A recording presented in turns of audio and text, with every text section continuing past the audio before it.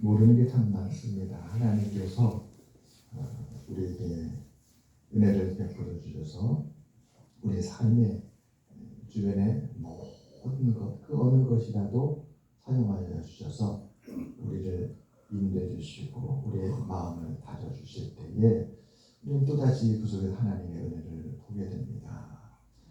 어제는 토요일이었는데 새벽에 분당에 올라와서 기도하고 아침에 말씀 묵상하는데 우리 보성상가에 가보면 희망찬 교회라고 우리의 시차례 목사님 계세요.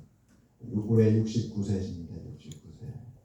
목회하신 지가 20년이 넘으셨는데 그분이 생각났어요. 그래서 전화를 해서 아침에 따뜻한 콩나물국밥이라도 목사님 한 끼 먹고 싶습니다 하고 이제 찾아갔어요. 그분하고 같은 시차례에 있으면서 제가 2022년 12월 임기했으니까 3년, 4년, 벌써 3년을 같이 지낸 거잖아요.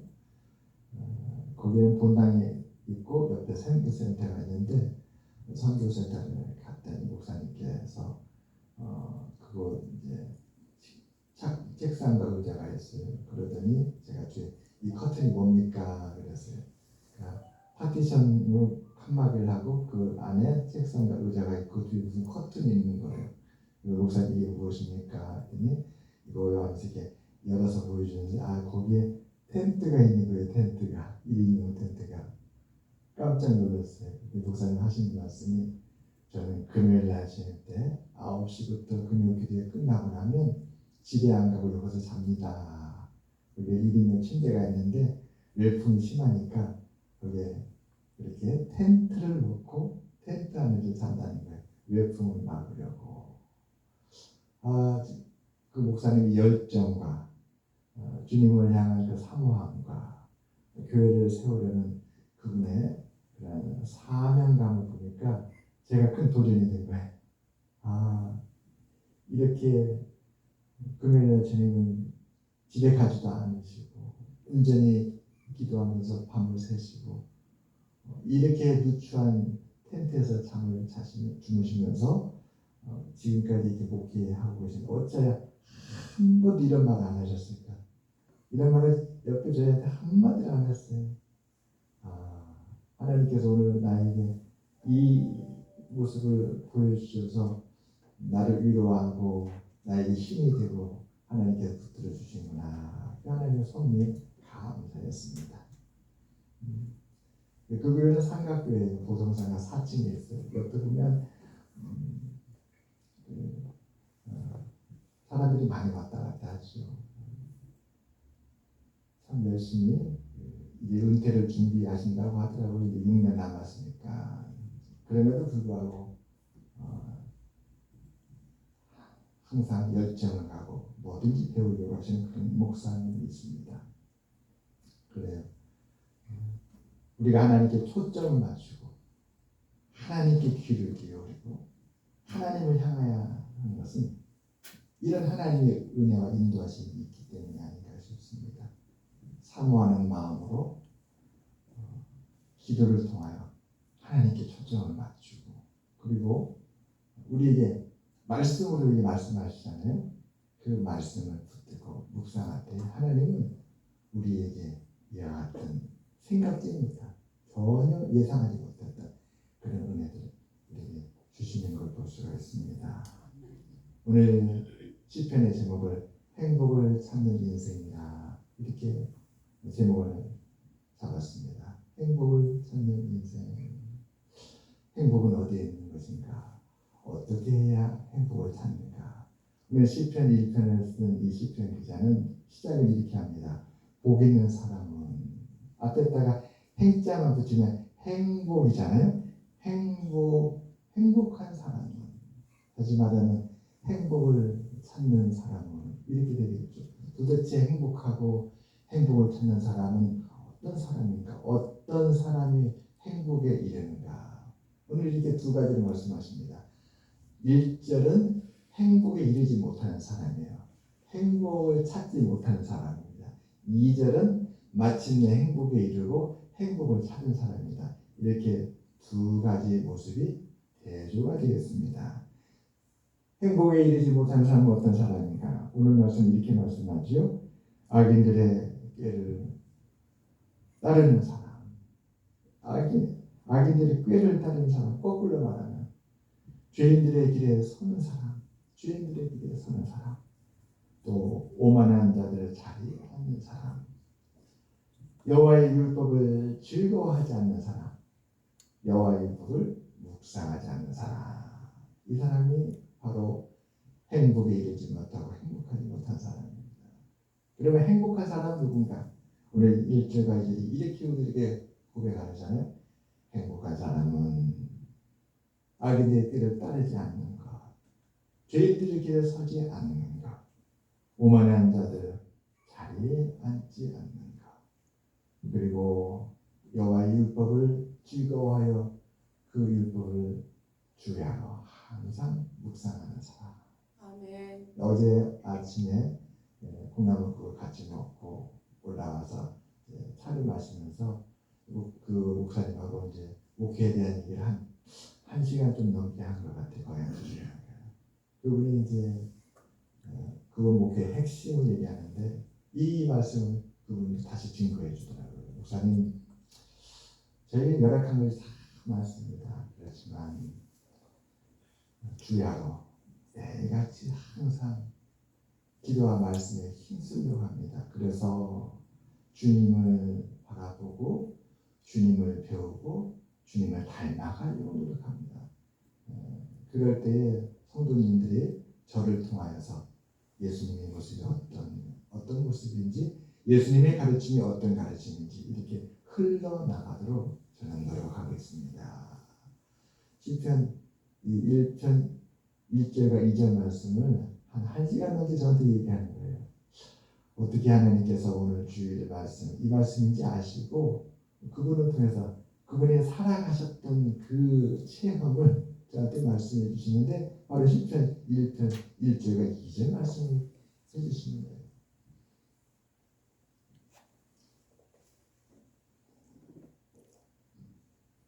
그분에게는 꿈이 식어지지 않습니다. 이번 주에도 며칠간 영성 세미나를 갔다 왔다는 거예요. 어떻게 하면 저분의 마음속에서 그런 열정이 식어지지 않을까. 주님에 대한 사모함이었습니다. 여호와의 율법이라는 것은 바로 하나님의 말씀이죠. 이 말씀은 하나님을 즐거워한다는 것이었습니다. 그분이 그래요. 저한테 목사님, 세상 일은요, 세상에 대한 것은 조금 시간이 지나면 지치고 실증이 납니다. 그러나 성경은 하나님의 말씀은 그 안에는 사건은 참 놀랍습니다. 만일 하나님의 말씀이 실증이 난다면 어찌 우리가 하나님의 말씀을 즐거워할 수 있겠습니까? 그런데 하나님의 말씀은 곰곰이 생각해보고 들여다보면서 놀랍다는 거예요. 하나님이 너무 놀랍다는 거예요.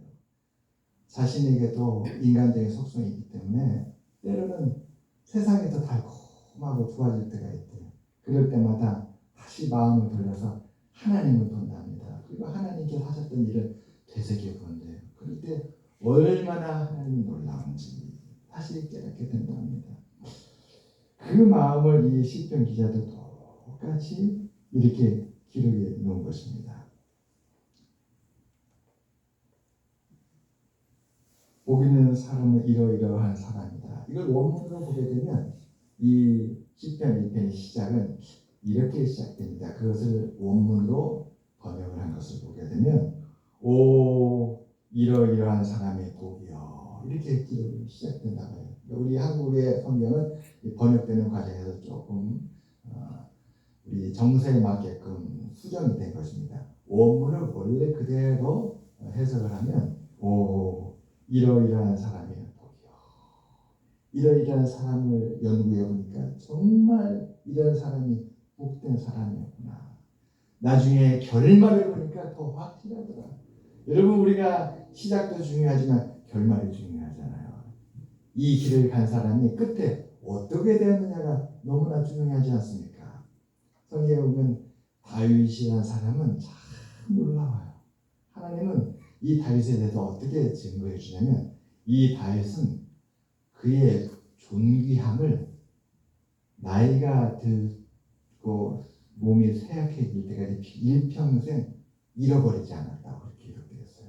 사람이 살아다 보면 삶이 굴곡이지 않습니까?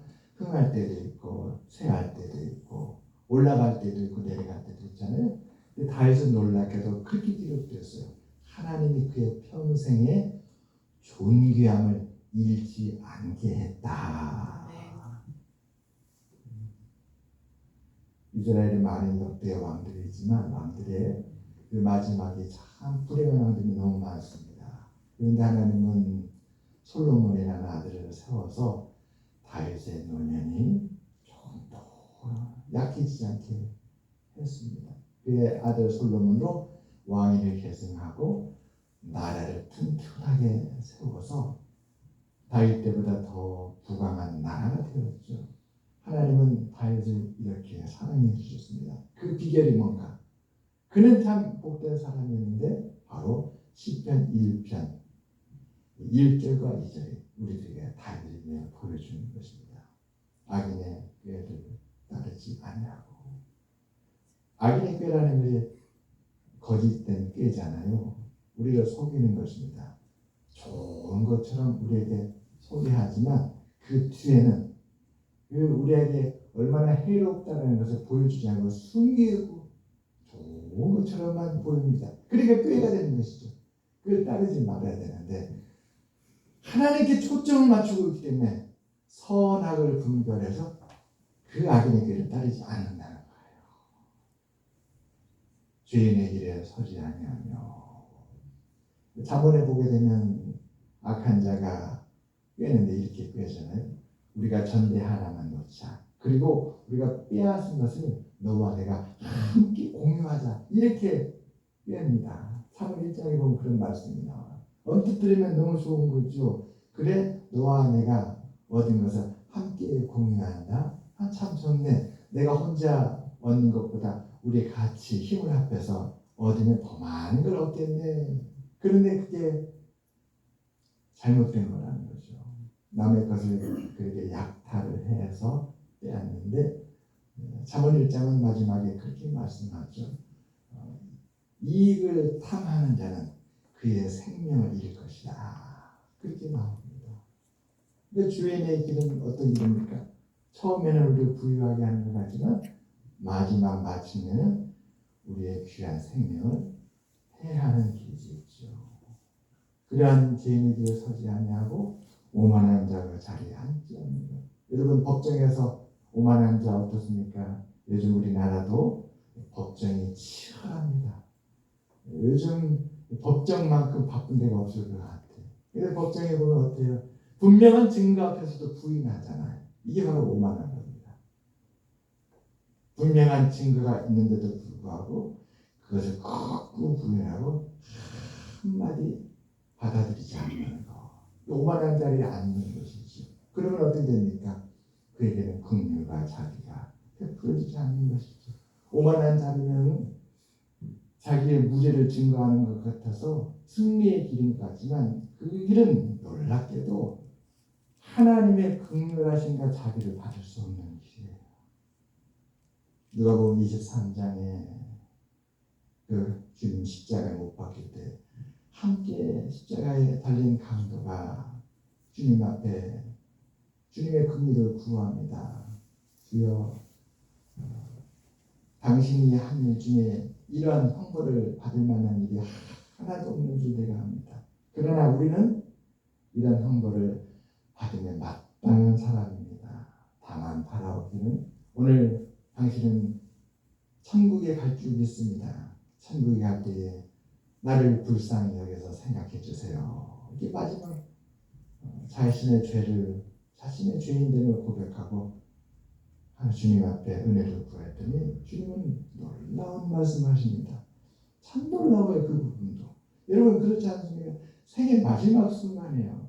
근데 십자가에 못 박힙니다. 그럼 어떻습니까? 인생이 허탄하지요. 다시 되돌도 키울 수 없잖아요. 다시 십자가에 내려와서 그 인생을 다시 시작할 수 없잖아요. 얼마나 절망이 밀려옵니까? 나는 잘못 살았구나. 그런데 다시 되돌릴 수 없다니 비참하다 비참하다. 내가 어찌하여 오늘 이렇게 십자가에 못 박히는 비참한 인생으로 끝나게 될까. 막 그 허무함이 그를 짓누를 때에 그는 도저히 일어날 수 없어요. 그러면 세상의 철학들은 뭐라고 합니까? 세상의 지혜는 뭐라고 합니까? 그러니까 그것을 보고 처음부터 잘해야지. 이게 세상의 철학이었지. 아이들한테 말하는데 저거 봐. 끝이 저러잖아. 그래 너는 절대로 올바르게 살아야 돼. 선하게 살아야 돼. 이게 세상의 철학입니다. 철학의 지혜. 그러나 성경은 뭐라고 말씀합니까? 아직 남아있는 단 1초도 구원의 길이 가능하다는 거예요. 어떻게? 하나님의 긍휼과 자비가 끝까지 우리를 향하고 있다는 것입니다. 아멘. 놀랍게도 그는 어떻습니까? 그 말 한마디에 주여 당신의 나라 임할 때 나를 생각하옵소서. 그 한마디에 어떻게 됐습니까? 주님의 구원의 말씀을 듣습니다. 내가 오늘 나와 함께 낙원에 있으리라. 아멘. 내가 오늘 나와 함께 낙원에 있으리라. 그는 낙원에 가지고 있습니다. 그러니까 성경은 정말 놀라운 거예요. 우리가 생각이 깊은 고민과 낙심이 찾아올 때 세상으로 말미암아서 우리가 고민하고 길을 잃었을 때 유일하게 성경 말씀만 우리를 하나님의 진심을 볼 수 있도록 하나님의 구원을 바라볼 수 있도록 우리를 이끌어줍니다. 절망이 끝이고 다시 되돌이킬 수 없을 것 같은 막막한 때에 말씀을 읽어보게 되면 그 많은 사람들이 다 그 상황 속에서 놀라운 하나님의 구원을 받았다는 거예요. 오직 여호와의 율법을 즐거워하여 그 율법을 취하러 묵상하는 자로다. 하나님의 구원을 경험한 사람들은 어떻습니까? 해가 지는 황혼을 바라보면서 뭐가 떠오릅니까? 내가 예전에 군대에 있을 때 내가 큰 실수를 했지. 그래서 철창에 갇히고 모든 것을 잃었는데 정말 그때 앞이 안 보였어. 그런데 어느 날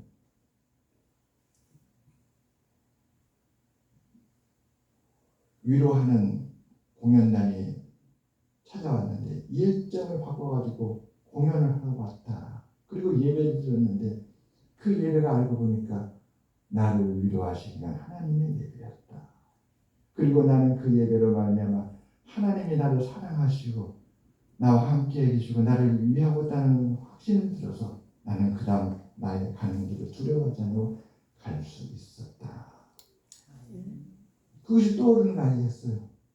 저 노을을 보면서 어쩌면 그렇게 크게 생각나는데 왜요? 가슴 속에 있으니까. 내가 악인의 길을 따를 뻔했었는데 내가 죄인의 길에 설 뻔했었는데 내가 오만한 자리에 섰었는데 그때 나는 내 지혜가 옳은 줄 알았었다. 그때 나는 내 판단이 맞는다고 생각했었다. 그래서 그것을 그렇게 주장을 했는데 그로 말미암아서 많은 어려움을 겪고 나서 하나님의 구원을 맛보는 것. 아브라함이 그랬지 않습니까? 아브라함이 그 1000km 먼 거리를 하나님의 말씀을 순종하여서 가나안 땅에 왔어요. 그런데 기근이 오니까 아브라함이 두려워해가지고 애굽으로 내려갔습니다. 곡식을 얻으러. 애굽에 내려가니까 거기는 너무나 풍족했어요. 난리감이 있으니까. 그런데 한 가지 문제가 생겼어요. 수많은 사람들이 자기 아내를 계속 바라보는 거예요. 이러다가 내 아내를 뺏기구나. 그래서 사람들이 이 여인은 나의 누이입니다. 그랬어요. 아내라고 하지 않냐고. 아내라고 하면 자기를 죽이고 뺏어갈까. 누이라고. 그래서 이제 아내를 잃지 않을까라 생각했더니 뜻밖에도 바로라는 왕이 자기 아내를 데려간 거예요. 그래 너의 누이라고. 그렇다면 내가 나의 아내로 삼을 수 있겠구나 하고 왕이 데려간 것입니다. 난리가 났어요. 난리가 났어요. 이르러 하나님 앞에 기도했잖아요. 어떻게 됩니까? 기근 때문에 이곳에 내려왔더니 이곳에서 아내를 왕에 데려갔습니다. 여러분 마음의 상실이 올 때 얼마나 두렵습니까? 내 소중한 것을 잃어버렸을 때, 내 사랑하는 가족이 아파가지고 병원에 갈 때 가슴이 철렁 내려앉아. 다시 건강을 해보고 돌아와야 될 텐데, 그때 하나님은 그 바로 왕의 모든 소유물에 하나님께서 심판을 내렸어요. 그리고 그 바로 왕에게 이는 그의 아내니라. 하나님께서 역사하셔가지고 바로 왕이 하나님 역사하심에 두려워가지고 아브라함을 부르죠. 너는 어찌하여 너의 누이라고 나를 속였느냐. 하나님이 나에게 나타났다. 너의 아내니 데리고 가라. 하나님이 구원하신 만큼 아브라함은 깨닫고 가나안으로 돌아와서 이제 제가 다시는 애굽에 내려가지 않냐고 하나님 말씀대로 이곳에 머물겠나이다라고 제단을 쌓고 하나님 앞에 제사를 올려드립니다. 아브라함에게는 그 기억이 있는 것이죠. 내가 옳은 줄 알고 판단하고 했는데 이것이 내가 믿음 없는 거였구나. 하나님은 우리의 피난처요 반석이시요 산성이신데 내가 그 하나님을 의지하지 못하고 눈앞에 있는 기근을 두려워하였구나. 우리 마음속에는 우리 오만함이 있습니다. 내 생각과 내 판단이 틀림없는 것 같아요. 그래서 그 자리에서 일어나서 내 판단이 옳지 않을 수 있다. 내 생각이 맞지 않을 수 있다. 이거 내 생각이 아무리 옳고 맞다 하더라도 하나님께 물어보자. 하나님께 식음을 패하고 무릎을 꿇고 하나님 앞에 간절히 기도하면서 겸손한 자로 돌아가 하나님의 뜻이 무엇인지 가르쳐 주시옵소서. 하나님 이것을 어떻게 판단해야 될지 제게 가르쳐 주시옵소서. 여러분 기도는 사실 매우 중요해요. 왜냐하면 우리는 살아가면서 우리의 판단이 적절하지 못하고 지혜롭지 못하잖아요. 우리는 살아가면서 정말 많은 것들을 하나님께 구해야 돼요. 가르쳐달라고. 하나님 돈도 떼먹었습니다. 하나님 어떤 걸 선택해야 될까요? 하나님 이 일을 어떻게 풀어가야 될까요? 우리 사실 살아가면서 하나님 앞에 의지하고 구해야 될 것이 얼마나 많아요. 다만 우리가 우리의 힘과 능력과 지혜와 경험으로 풀어가면서 살아가고 있을 뿐이잖아요. 그러나 하나님 앞에 나와서 기도해야 됩니다.